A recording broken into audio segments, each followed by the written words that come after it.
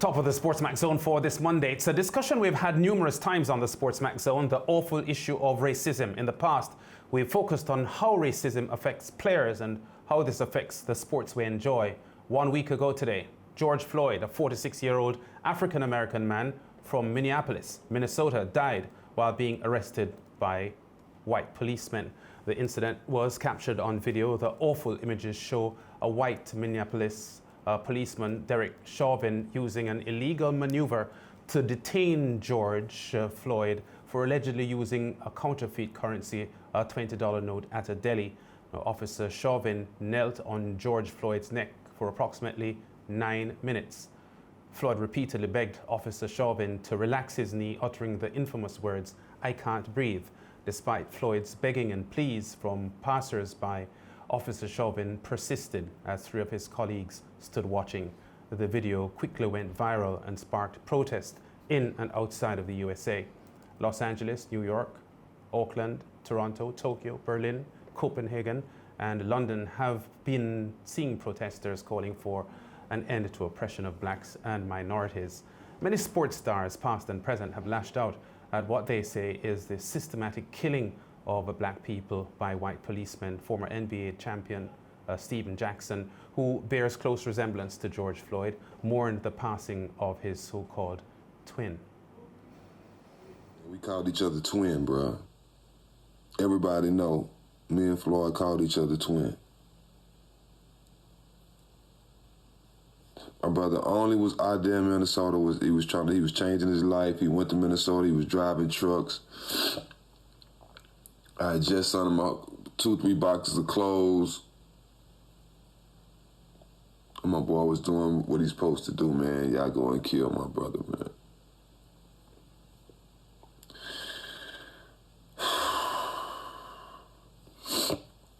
I'm on my way to Minnesota, man. Whatever I can do. Can't let this ride, dog. Y'all not gonna be mad till it hit y'all front door. Michael Jordan shed his notoriously apolitical stance to issue a statement talking about his sadness and anger at the continued oppression of blacks in America. This is what MJ said: "I see and feel everyone's pain, outrage and frustration. I stand with those who are calling out the ingrained racism and violence toward people of color in our country. We have had enough. I don't have the answers, but our collective voice shows strength and the inability to be divided by others.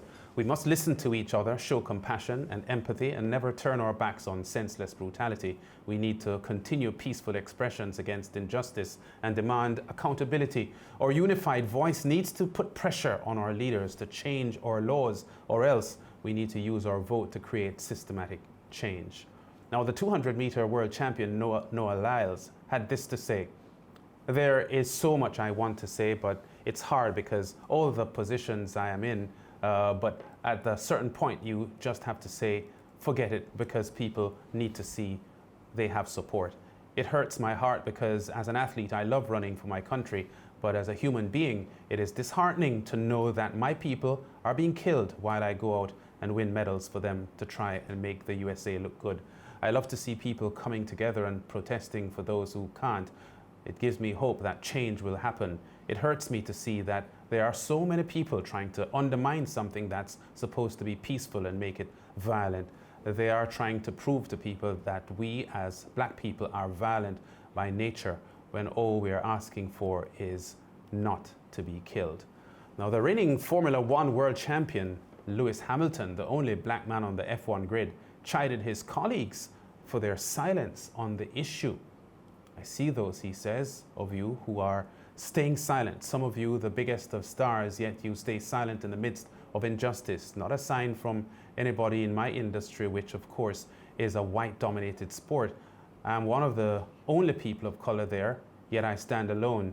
I would have thought by now you would see why this happens and say something about it, but you can't stand alongside us. Just know I know who you are and I see you. I don't stand with those looting and burning buildings, but those who are protesting peacefully.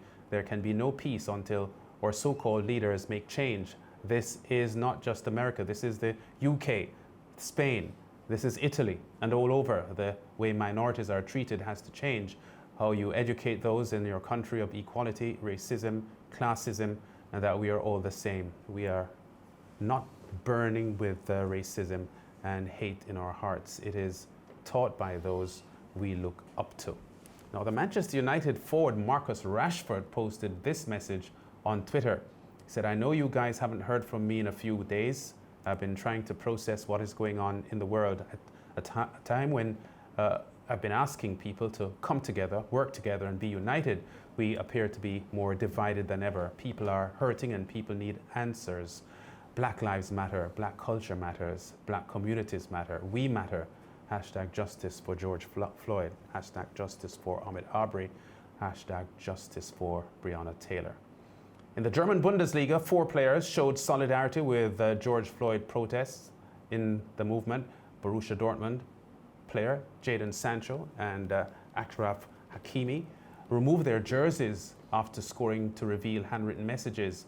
Borussia Mönchengladbach forward Marcus Thuram, the son of World Cup winner Lilian Thuram, took a knee after scoring in his team's 4-1 victory over Union Berlin. Thuram scored in the first half and then dropped his left knee to the ground and rested his right arm on his right thigh as he bowed his head in reflection. He spent 5 seconds in that position before getting up. Schalke's American midfielder Weston McKennie wore an armband with a handwritten message, "Justice for George," around his left arm. NBA legend Kareem Abdul-Jabbar penned an opinion piece for the LA Times entitled, "Don't understand the protests. What you're seeing is people pushed to the edge."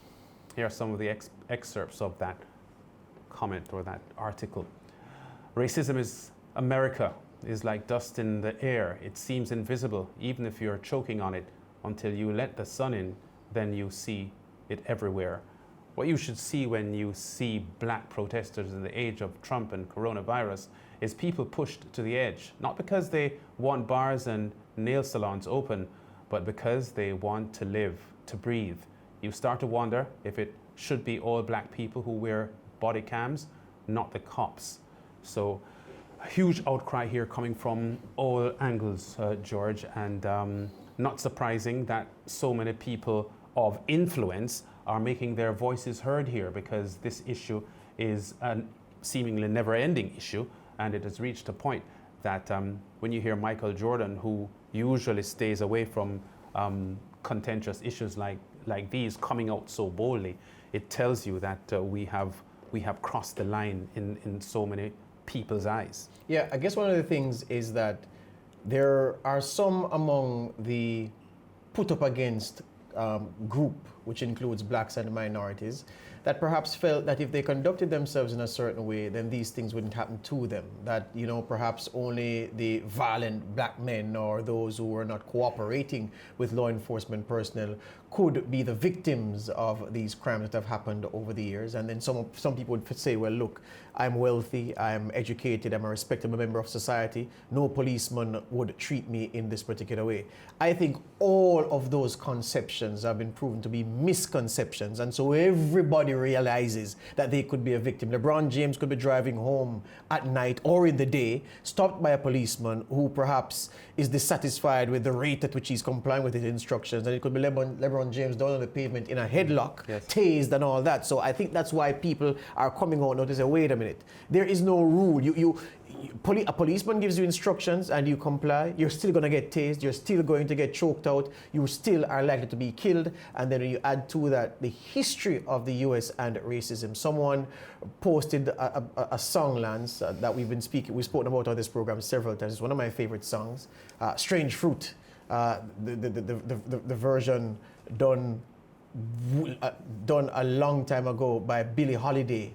Yeah, strange fruit hanging from the poplar trees. I laugh because it's not a laugh of humor. It's the irony of the situation. And that song was done so many years ago when people would say it was a different America then, but it's the same America now. Yeah, rather than the poplar trees, black men and women hanging, black boys hanging, while the white masses beneath with their pitchforks and their shotguns and their axes and their other implements looking on. It's people who are in law enforcement doing this to people who look like me and you. As George Lamming wrote, in the castle of my skin, it's as if the castle of the black man's skin is not a house worth respecting, and that's the problem we have. Well, joining us on the phone for a discussion on why the protests are as fiery as they've been is the social historian and professor of social history at the University of the West Indies, Mona Verene Shepherd. Professor Shepherd is also director of the Institute for Reparations Research at the UWI. Professor Shepherd, good afternoon, welcome.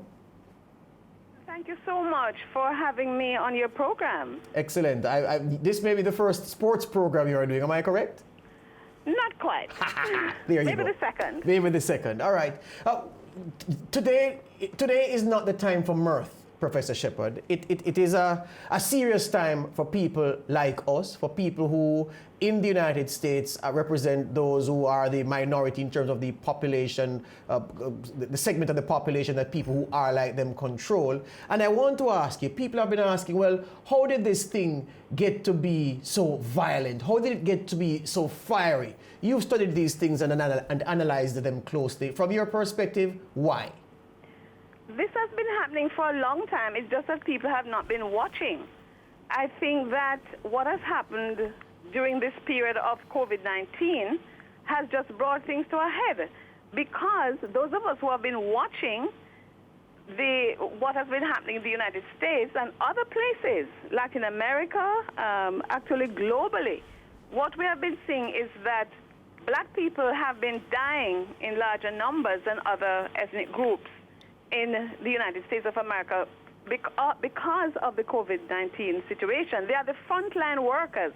It's almost like the unskilled have now come to the fore as the frontline workers and the important people protecting all of us.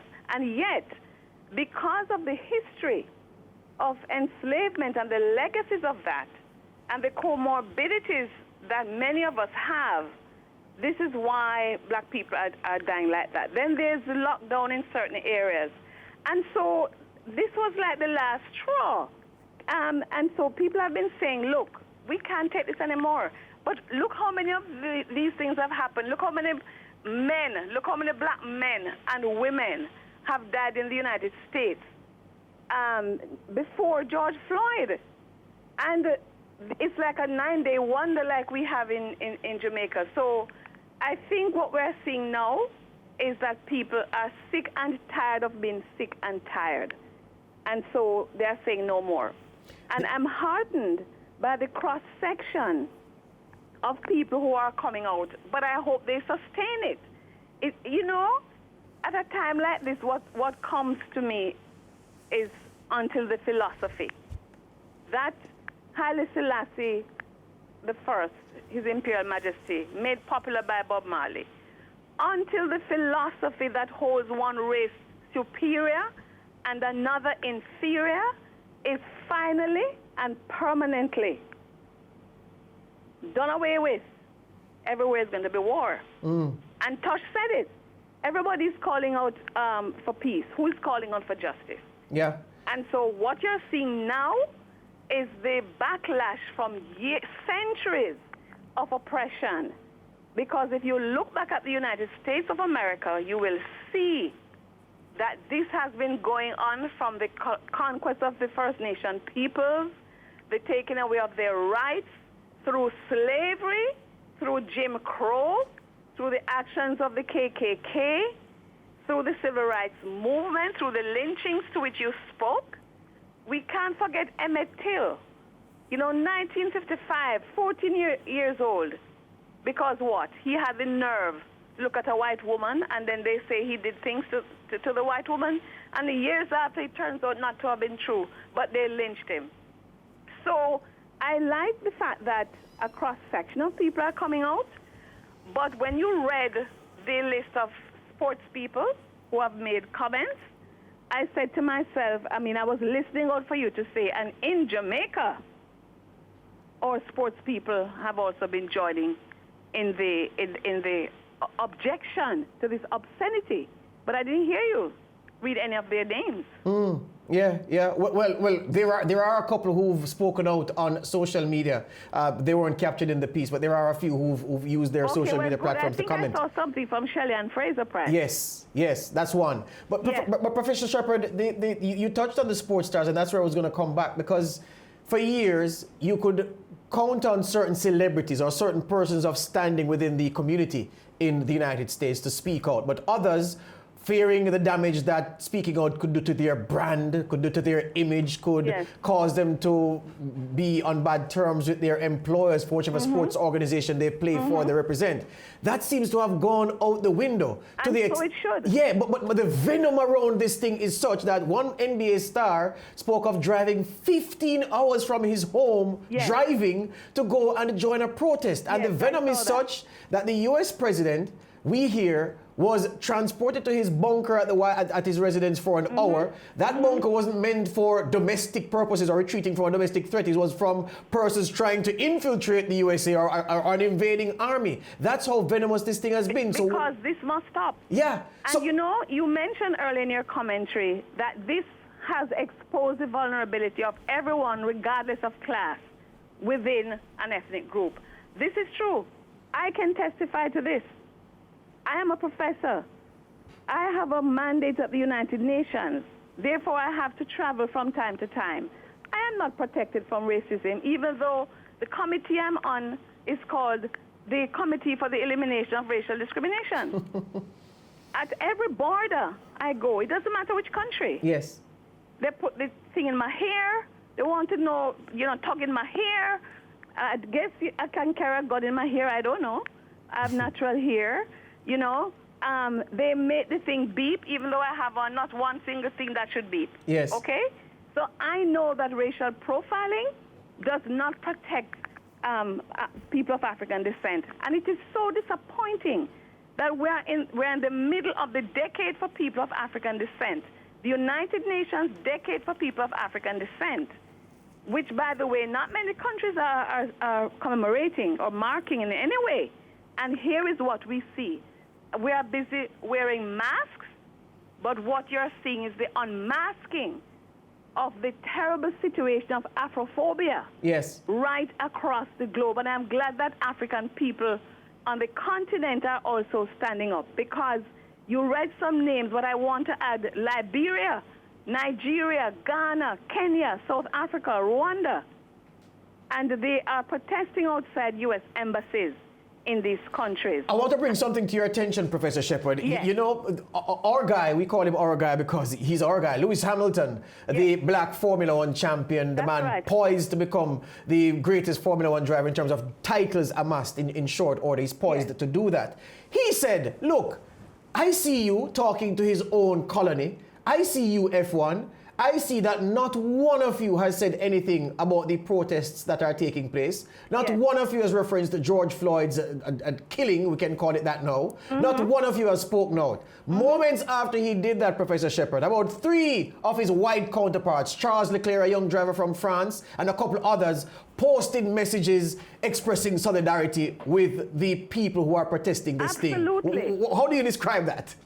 That is right, because as a historian, I can tell you that the most successful movements for change have come when there has been solidarity across racial lines and across ethnic lines. Emancipation had boots on the ground on this side by black people, but also you had white people on another side lobbying in different ways. And this is what we need. We need to practice the South African philosophy of Ubuntu, one humanity.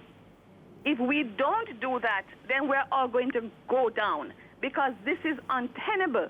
And I remember some years ago, the World Cup before this, if you recall the immense, the numerous complaints about racism in football and the treatment of black players.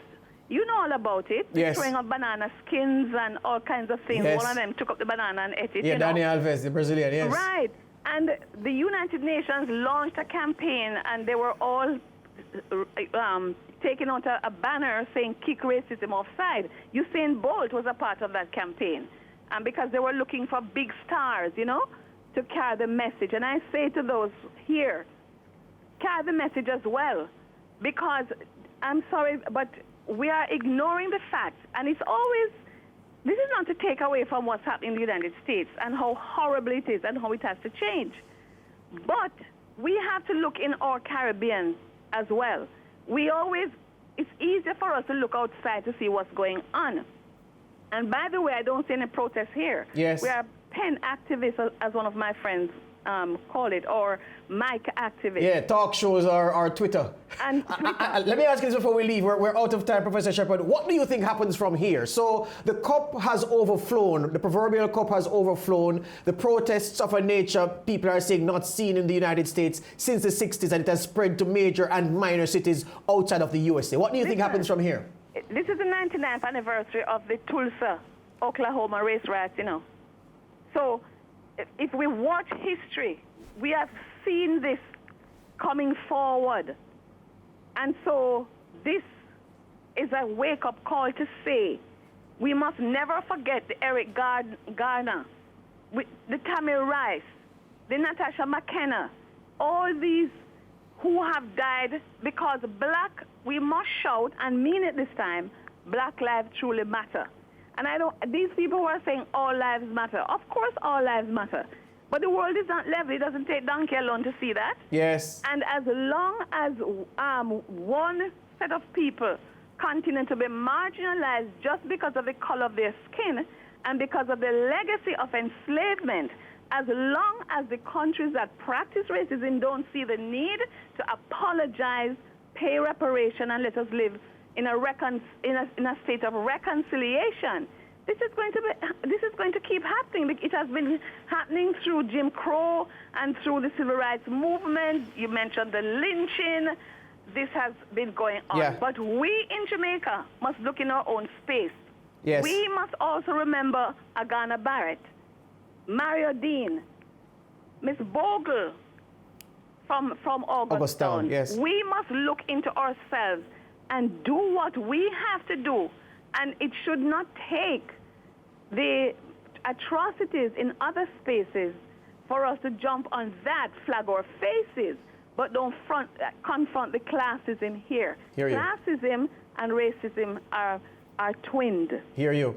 Isms and schisms, we must tear them down. Thank you very much for your time, Professor. All the best. Thank you for having me. Excellent. Professor Verene Shepherd. She's a radio talk show host in Jamaica as well. She hosts Talking History on Nationwide 90 FM. Lance, this is. She mentioned some cases. I mean, the first time I read about Emmett Till, I was listening to a rap song, and the rapper mentioned it, and my brain works like this. I hear the things I do, I research immediately. It was shocking. A young boy going to a store, and he allegedly looked at a white woman where you're not supposed to look at a white woman. I think it was in Alabama. He looked at her. The next thing, her uncles and cousins and male relatives came because she went home and reported that he raped her. And they strung that boy up. They beat him so badly, yes, he had to have a closed casket. His mother couldn't look at his face because it was unrecognizable. And that was one of the landmark moments in American racial relations between blacks and whites.